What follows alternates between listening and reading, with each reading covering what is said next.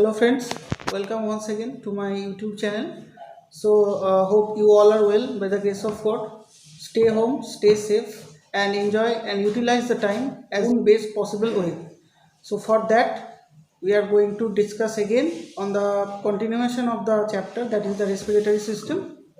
So let's have a look. In the previous slide, we have discussed about the human respiratory structures, I mean the lungs, and then the mechanism. So today, you can see it is the later half of our portion that we are going to discuss about some respiratory organs and their functions in the organisms other than human, and some instances of plant respiratory structures.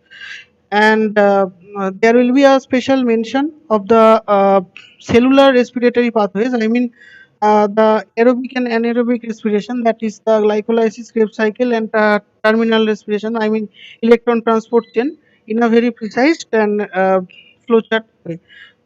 So, without wasting much time, let's have a look what I have done.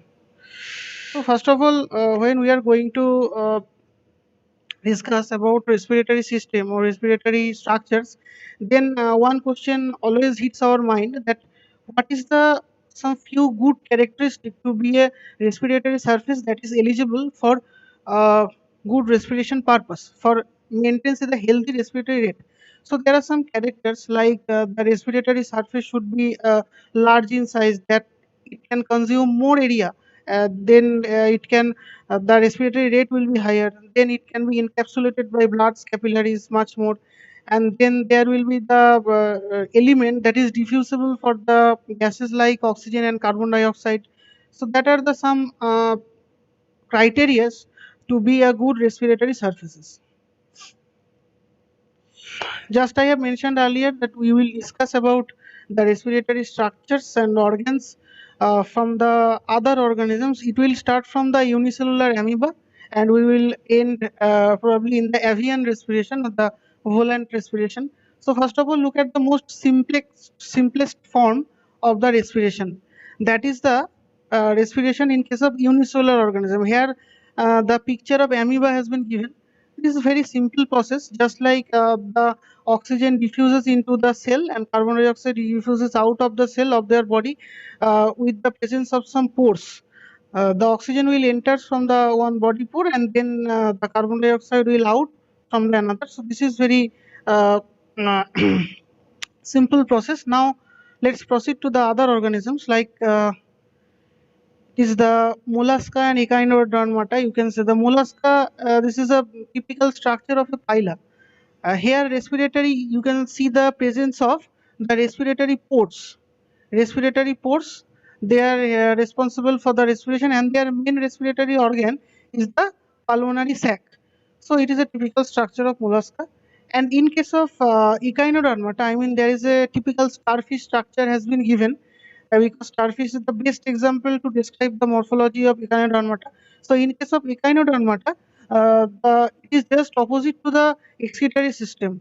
When oxygen enters to the tube feet, and then tube feet will proceed the oxygen to the papillae, and the oxygen then evenly distributed by the main body cavity. The humal system of the echinoderms has a very important role in the respiratory system to proceed. So next, is a very important respiration in case of fishes, because we know that the main respiratory organ of the fishes are the gills. Gills have the different types of gills according to the evolution of different fish species. There are septal gills, there are opercular gills. So I'm not going to the detailing on the evolve and the structures of the gills. Rather, we will discuss the function of gill in the fishes for the respiration purpose. So now take a look that first briefly you have to know the morphology of the gill. There are some structures of the gill that is present, that is the gill arch, gill element, and the lamella, gill rakers. So these are the structural modifications of the gills. And why the gill is very important in case of respiration of the fishes, that uh, first of all, from the mouth pore, the water enters to the mouth cavity, and then it will ventilate, it will dilate the gill, and then a continuous mixture of that dissolved oxygen in water in the with the blood and blood vessels in the gill, that has been happens. And finally, what will be the outcome? The outcome will be that oxygenated rich blood, they will move, and then oxygen poor blood, they will come out from the gill. And here one thing is very noticeable fact, that is the direction of water flow and direction of the blood flow is exactly opposite. So there is continuous mixture of dissolved oxygen and the blood will happen. So that's why it is called a counter current mechanism, counter current multiplier. Okay. So this is very important for your upcoming days also. In future, you have to know the counter current mechanism in excretory system also. So this is the excretory system of gill respiration. So this is the mechanism of gill respiration. What I have mentioned earlier, that is the role of buccal cavity and the opercular cavity. There are two cavities present. First of all, the oral pore when opens, then the water enters to the buccal cavity. And let's see that there is a buccal pump and opercular pump that has been held.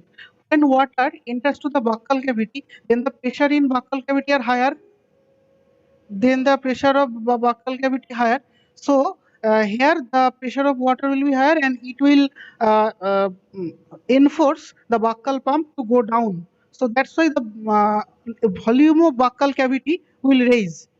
And then when there will be in the B condition, the volume of buccal cavity is higher and the volume of opercular cavity is less, because in the opercular cavity there is the opercular valve is closed, so there is no chance to for the entry of the water. And in the diagram C, you have easily located that the pressure in the buccal cavity is going rise. So that's why one time the gill resistance, the water will give the pressure to the gill records, and by the avoiding gill resistance, the water will move to the opercular cavity from the buccal cavity. Now the exactly opposite phenomena will happen. What will happen? Then the pressure in the buccal cavity, then in the pressure in the buccal cavity will be less, because buccal cavity is slowly releasing the water. Then the extension of opercular cavity volume will be rise, and here now the pressure of water will be higher in the opercular cavity. Now, due to the excessive pressure in the water in the opercular cavity wall, the opercular valve will open and they will help to proceed water to the outer environment. By this way, the buccal cavity, buccal pump, and opercular pump, the total process of gill respiration will occur. Now, in some exception cases, in some fishes, they actually uses their skins for their respiration. Just like they have some thin, moist, glandular, and very richly vascular skin. Just like anguilla, you know the anguilla, that is the eel, and some mud skipper. You know, may you have seen the structures of mud skippers. They actually lives in the mud flats of the regions like Sundarban, Bokhali, etc. areas. They call the Boliophthalma species.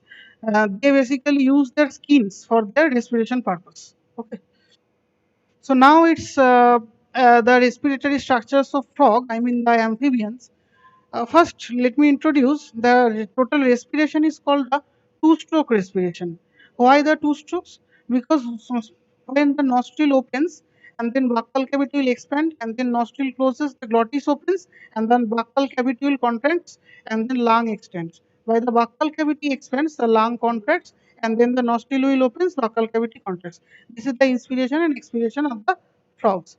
So there are some respiratory structures present in the amphibians. When frogs are in the tadpole situation, they use their gills, and then after skins, lungs, and some cases of frogs like Hyla or Rhacophorus, I mean the tree dweller, arboreal adapted frogs, they use the lining of their mouth as their respiratory or structures. This is a typical structure of a chelonia, I mean the tortoise. The group of tortoise, the reptilian lungs, they are the simple sacs in sphenodon and snakes. Here is the picture of sphenodon is also given. Lizard, crocodiles, turtles, there is a lining of septate, there are lots of chambers and subchambers are there. So by this way, their main respiratory organ is also the lung.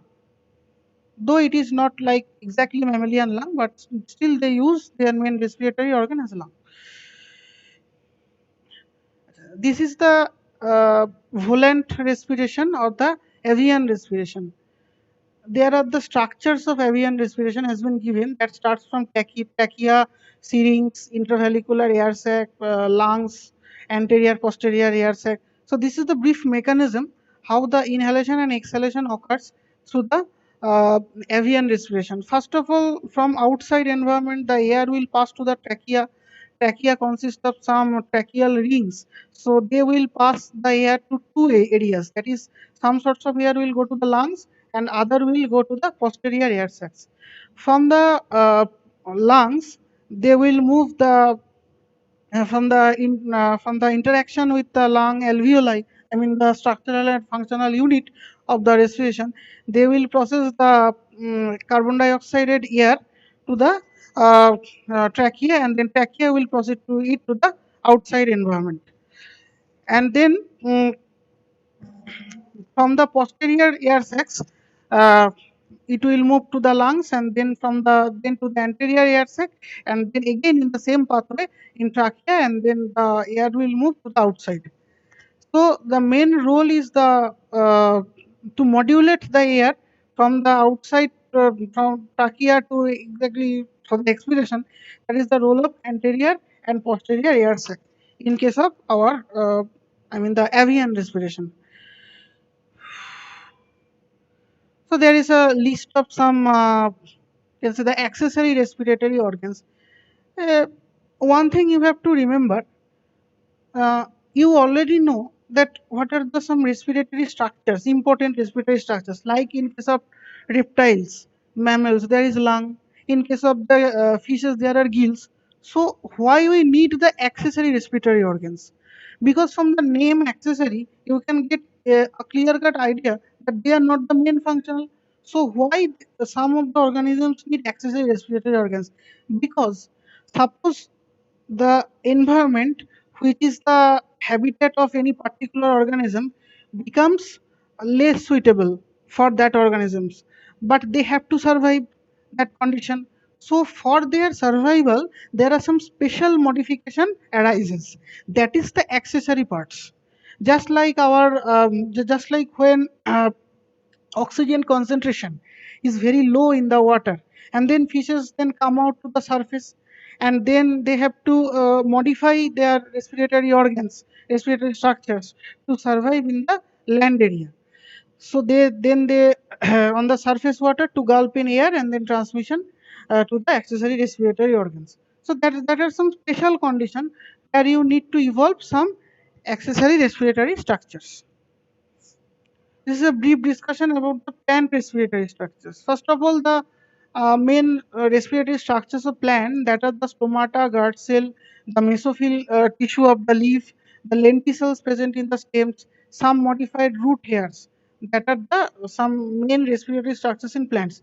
Here is the structure of stomata. It is given. Stomatal pore is opening. Stomatal pore is closed. They have been guarded by the guard cell from the protection of the stomata. This is the structure of a leaf. Leaf contain the mesophyll tissues that help for the respiration and photosynthesis. And there is the brief outline of the how the respiration occurs and what is the reaction of the plant respiration.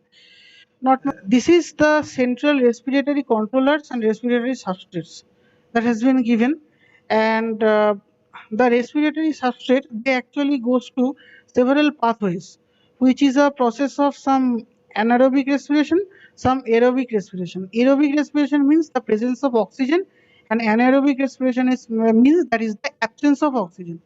So there are basically the main pathway is the glycolysis or EMP pathway. I will discuss about the glycolysis in a little bit later, but just for the introduction, glycolysis is the pathway. By this way, the hexose will convert to the pyruvic acid.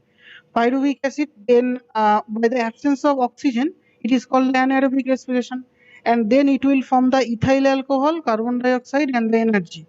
And the presence of oxygen, it is called the aerobic respiration. It will form the carbon dioxide, water, and energy. The main stored food product of animal is the glucose, and glucose is converted to these substrates. Just I have mentioned earlier, this is the total pathway of glycolysis, Why glycolysis is called the EMP pathway? Because the three scientists, Emden, Meyerhoff, and Parnis, they have discovered this pathway. That's all. It is called the EMP pathway. That is total pathway has been given. That is starts from glucose, then ends to the pyruvate. There are some role of enzymes like that is hexokinase, phosphoglycerate, isomerase, phosphofructose kinase, aldolase, etc. has been given.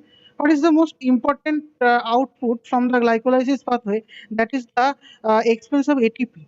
How can we calculate the expense of ATP? Because here in the two stage, that is from glucose to glucose 6 phosphate, ATP is converting to the ADP, and also from fructose 6 phosphate to fructose 1,6 bisphosphate, another ATP will convert to the ADP. That means the ATP is conserving here. But in case of 1,3 bisphosphoglycerate to transform to 3 phosphoglycerate, 2 ADP is converting to 2 ATP.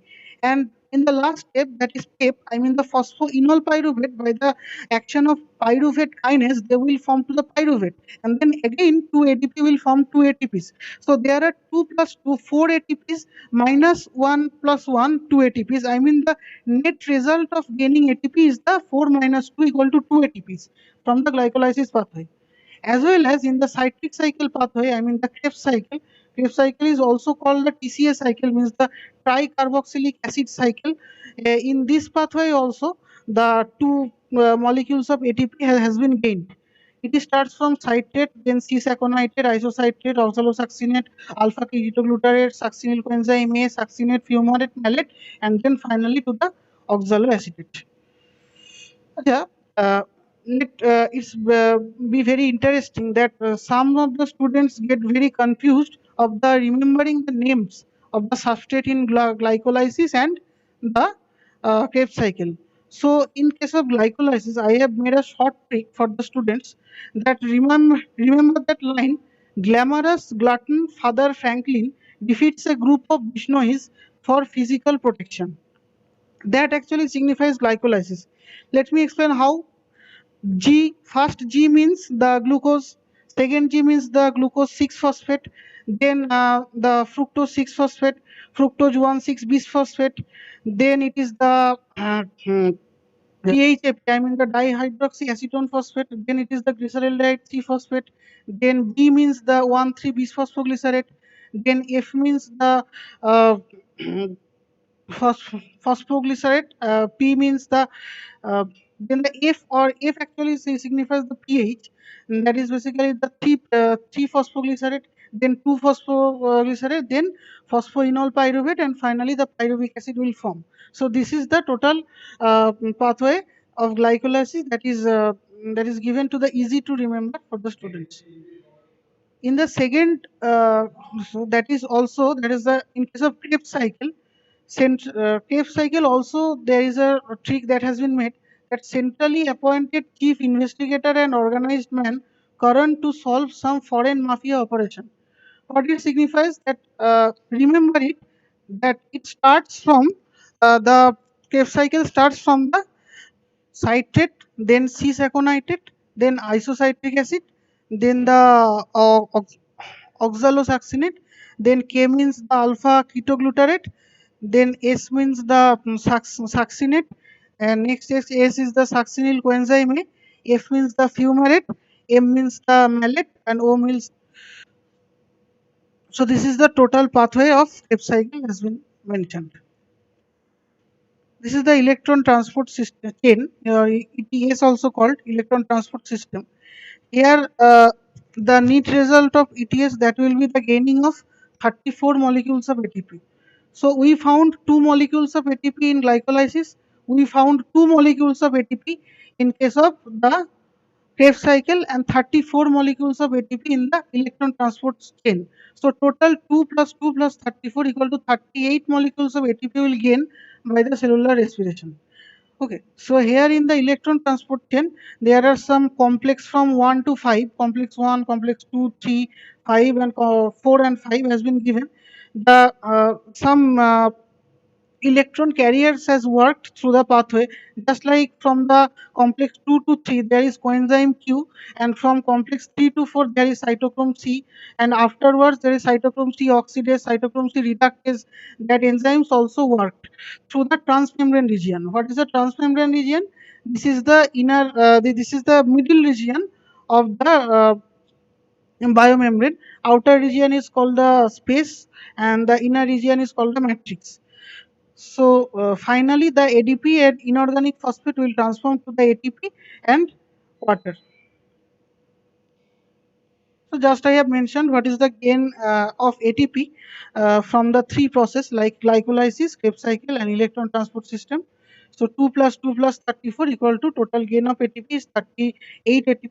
Generally, from cytosol to mitochondrion, a total process actually happens. Uh, So thanks a lot for listening to all, and special thanks to the organization for giving me the opportunity to share some experience on again a very important part of the topic of respiration. So a plethora of gratitude and regards from my corner. So stay tuned for further videos. Till then, goodbye.